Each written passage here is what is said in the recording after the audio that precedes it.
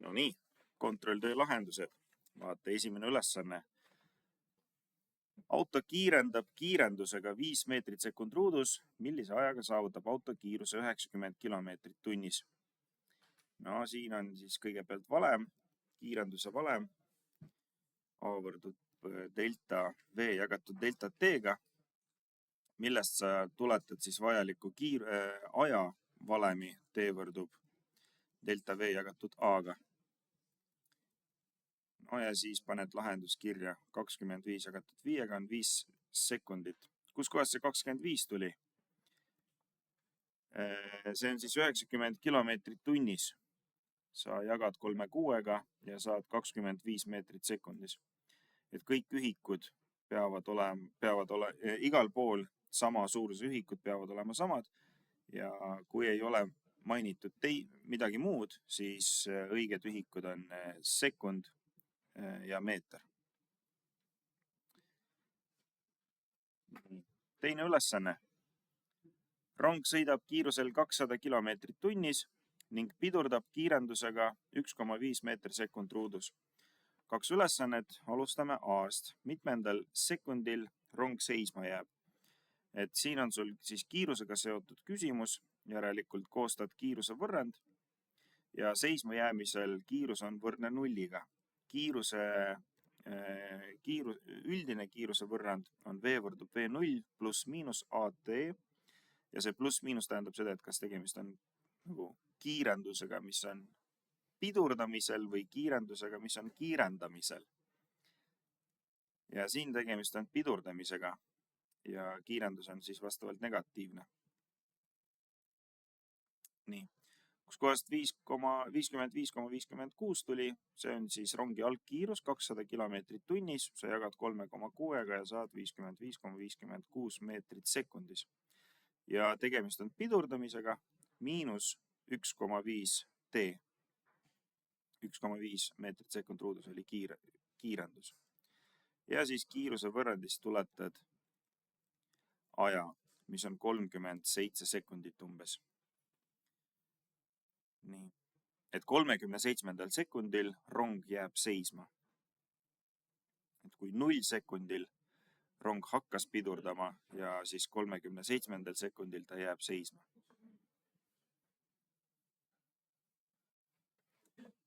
No nii, B. Kui pikk on rongi pidurdusteekond? Pidurdusteekond, see on siis nagu koordinaadi küsimus, teepikkuse küsimus, järelikult on vaja liikumisvõrrand koostada. Ja rongi algasukoht siin ei ole mainitud, paneme see võrduma nulliga. Koordinaadi ehk siis liikumisvõrrandi üldvõrrand on x0 pluss miinus v0t pluss miinus at ruut jagatud 2-ga. No ja siis pluss miinus sõltuvalt sellest, kas tegemist on nagu edasiliikumisega või tagasiliikumisega ja kas tegemist on kiirendamisega või pidurdamisega. Nii. Ja meile on siis oluline liikumisvõrrandi väärtus ajahetkel 37 sekundit, sest 37. sekundil rong jääb seisma ja pidurdusteekond on see teepikkus, mida rong läbib alates pidurdamise alustamisest kuni seisma jäämiseni. X0 oli siin 0, alles jääb ainult V0, mis on algkiirus 55,56 meetrit sekundis.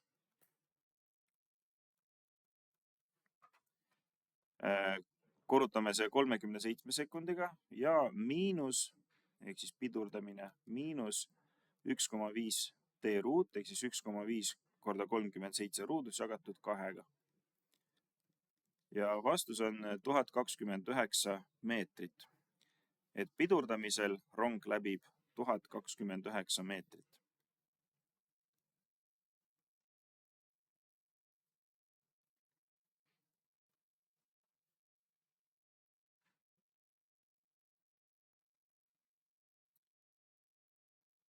Vaatame edasi. 3. ülesanne. Tallinnast sõitis välja auto Tartu suunas kiirusega 110 kilomeetrit tunnis. Samal hetkel Aidast, mis asub Tallinn-Tartu maantee 60. kilomeetril, sõitis välja Tartu suunas mopeed kiirusega 50 kilomeetrit tunnis. No siin on tegemist ülesandega, kus ei ole mängus kiirendust ja kui kiirendust mängus ei ole, siis võime kasutada ühikutena ka kilomeetreid ja tunde. Aga tingimusel, et kogu ülesandes teepikkuse ja koordinaadi ühikud on kilomeeter ja ajaühikud on alati tund selle ülesande kontekstis. Ja esimese asjana koostame sellise teepikkuse telje. Paneme siia Tallinn, Aida, Tartu, et oleks lihtsam orienteeruda, mis siin toimub. Tallinn on siis algasukoht, mis on 0 kilomeetrit, Aida asub 60 kilomeetril ja Tartu asub 180 kilomeetril. Tallinnast alustab sõitu auto ja auto S0 ehk siis S0,A on 0 kilomeetrit. Auto algkiirus, no siin ei ole tegemist kiirendusega liikumisega, ongi lihtsalt auto kiirus, on 110 kilomeetrit tunnis. Ja Aidast alustab liikumist mopeed ehk S0,M mopeedi algasukoht on 60 kilomeeter ja VM mopeedi kiirus on 50 kilomeetrit tunnis.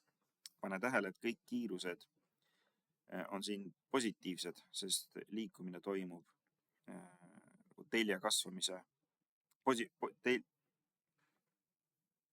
kasvamise suunas.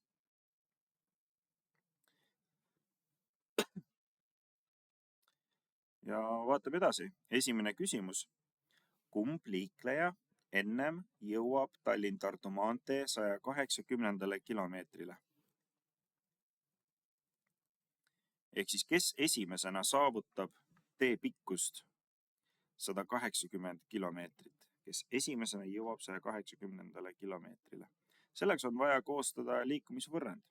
Ja kui tegemist ei ole kiirendusega liikumisega, siis liikumisvõrrand on üpris lihtne. See on üldvõrrand on S võrdub S0 pluss VT ja auto S0 on 0, auto V ehk siis auto kiirus VA on 110 ja liikumisvõrrand on lihtne. SA võrdub 110T. Ja küsimus ongi, et millisel ajahetkel auto jõuab 180 kilomeetrile. Tuletame liikumisvõrrandist T ja saame 1,64 tundi. Et auto jõuab Tallinnast Tartusse ajahetkel 1,64 tundi. Sama teeme mopeedi kohta. Mopeedi liikumisvõrrand on 60 pluss 50T. Asendame mopeedi asukoht 180-ga, sest tahame teada saada, millal ta jõuab 180 kilomeetrile. Ja tuletame siit T, mis on siis 2,4 tundi. Ja kuna TA on väiksem kui TM, siis järeldame, et auto on 180 kilomeetril esimesena. Jõuab sinna enne. Ja teine küsimus, kus kohas ja millisel ajahetkel mopeed ja auto kohtuvad? Kohtumine tähendab seda, et liiklejad on samal hetkel samas kohas. Ehk siis nende kaugused Tallinnast on ühel hetkel samad. Ja meie alustame sellest, et paneme võrduma nende asukohad. Et siin on 2 liikumisvõrrandit, auto ja mopeedi liikumisvõrrandid, et paneme vasakud pooled võrduma, ehk siis SA võrdub SM-iga, siis järelikult 110T võrdub 60 pluss 50T. Saame lihtsa võrrandi, tuletame sellest T ja leiame, et kohtumise hetk on 1 tund. Et auto ja mopeed kohtuvad esimesel tunnil. Nagu ajahetkel 1 tund. Ja teostame kontrolli.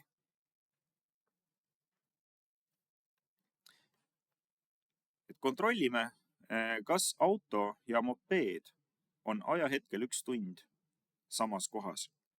Et auto liikumisvõrrandisse tee asemele asendame nüüd 1 tund, 110 korda 1 on 110 kilomeetrit. Ja kontrollime, kas ka mopeed asub samal kilomeetril esimesel ajahetkel 1 tund. SM on siis 60 pluss 50 korda, nüüd tee asemele tuleb 1 ja see on ka 110 kilomeetrit, kontroll on teostatud, lahendus on õige. Ja siit on ka vastus, et kohtumise ajahetk on 1 tund ja kohtumise asukoht on 110 kilomeeter. Ja sama võime märkida ka siia teljele, et kohtumine on umbes siin kuskil Aida ja Tartu vahel 110 kilomeetril.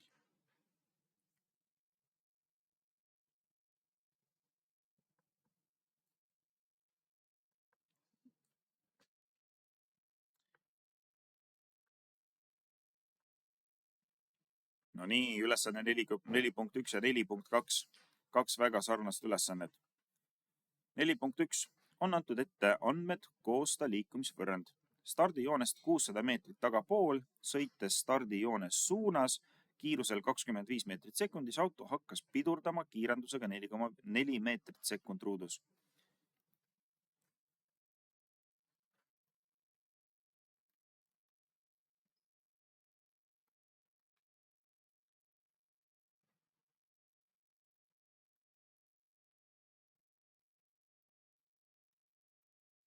No nii. Et teeme siia ühe teepikkuse telje. Ja teepikkuse teljele märgime siis seda kohta, kus auto liikumist alustab. Ja märgime sinna ka kiirenduse ja kiiruse suunda. Auto hakkas liikuma stardijoone poole, ehk siis kiirus on positiivne, kuna kiirus ja koordinaadi telg on samasuunalised.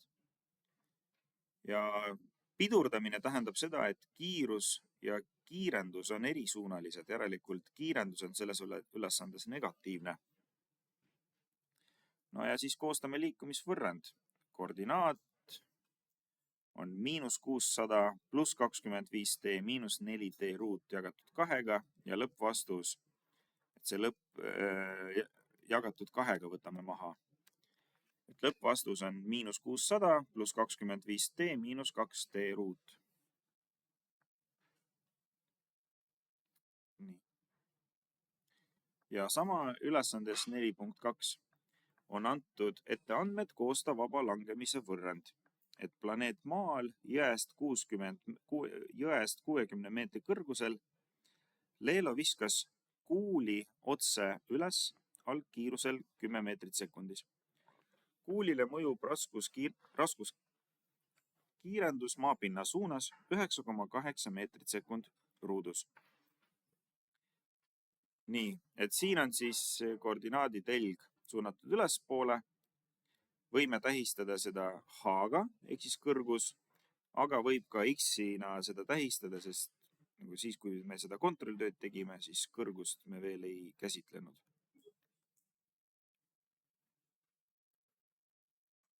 Maapind on siis 0 meeter ja maapinnast 60 meetri kõrgusel ülespoole otse üles visati kuuli kiirusega 10 meetrit sekundis ja raskuskiirendus on suunatud maa poole. Kiirus ja asukoha koordinaat on praegu samasuunalised, kiirus ja kiirendus on erisuunalised, järelikult kiirus on positiivne ja kiirendus on negatiivne. No nüüd juba tänaseks tunniks te teate, et raskuskiirendus tähistatakse ka G-ga. Nii et liikumisvõrrand on 60 meeter pluss 10 meetrit sekundis korda t miinus 9,8 t ruut jagatud 2 ja lõppvastus on 60 pluss 10t miinus 4,9 t ruut. aga võib ka nüüd seda ka H-ga tähistada. See on vaba langemise võrrandist. Vaba langemisvõrrandit võib ka siin kasutada.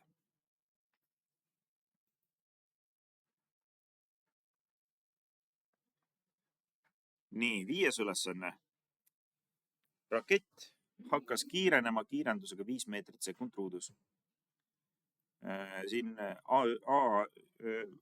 punktis A on väike kirjaviga, et mitte kuulike, vaid rakett. Et kui suure kiiruse kuulike ehk rakett saavutab 5 sekundiga. No, tegemist on kiirusega, on vaja kiiruse võrrandit. Kiiruse üldvõrrand, nagu ikka, on V võrdub V0 pluss miinus AT. Ja raketi kiiruse võrrand on V võrdub 5T, aja hetkeks on 5 sekund, ehk siis 25 meetrit sekundis. Ja B küsimus, kui kaugele maapinnast jõuab rakett 90 sekundiga, tegemist on koordinaadiga, kasutame liikumisvõrrandit ja asendame arvu tasemele. Algkiirust siin ei ole mainitud, see on võrdne nulliga.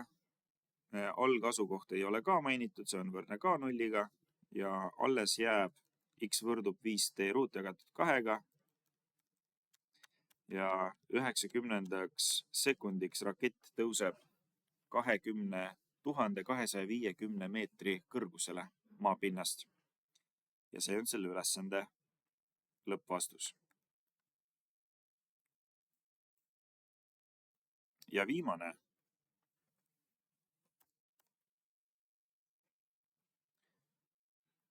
Toit Koome sõidab laadaga kiirusel 15 meetrit sekundis ning hakkab pidurdama kiirendusega 2,5 meetrit sekund ruudus. Siin ülesandes on kõik ühikud samad, meetrid, sekund ruudus. Algasukohta ei ole mainitud, selle paneme kohe nulliga võrduma. Kiirus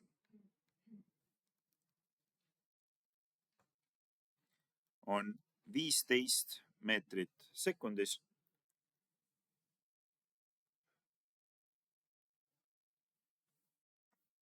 Kiirendus pidurdamisel on negatiivne ja see on miinus 2,5 meetrit sekund ruudus. Mul jäi ruut siia kirjutamata, see on miinus 2,5 meetrit sekund ruudus. Koosta liikumisvõrrand ja koosta kiiruse võrrand. Liikumisvõrrand on x. Ja kiiruse võrrand on v. Palun kontrolli, et plussid ja miinused oleksid õiges kohas. Nii, küsimus B. Arvuta, milline on toidu kiirus ajahetkel 10 sekundit. Kasutame kiiruse võrrandit. Ehk siis v 10 sekundil on 15 miinus 2,5 korda 10 ja vastus on miinus 10 meetrit sekundis. Et see pidi siia negatiivne tulema, et 10 sekundil toit liigub nagu tagasi suunas.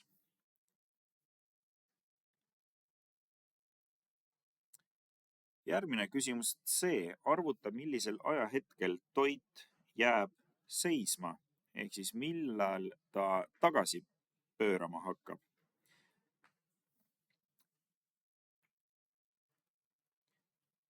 Kasutame kiiruse võrrandit.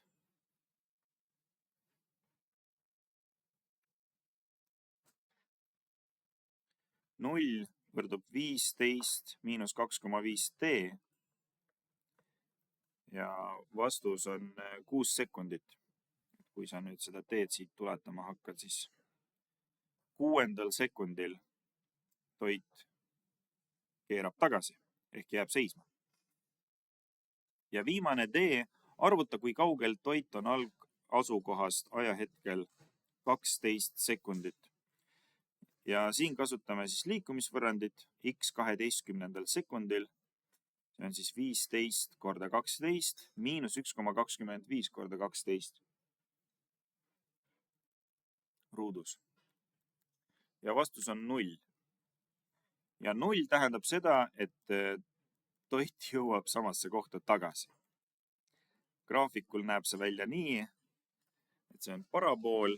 Parabooli tipus 6. sekundil toit keerab tagasi ja 12. sekundil parabool uuesti katsub seda ajatelge ehk toit jõuab samasse kohta tagasi, kus ta alustas.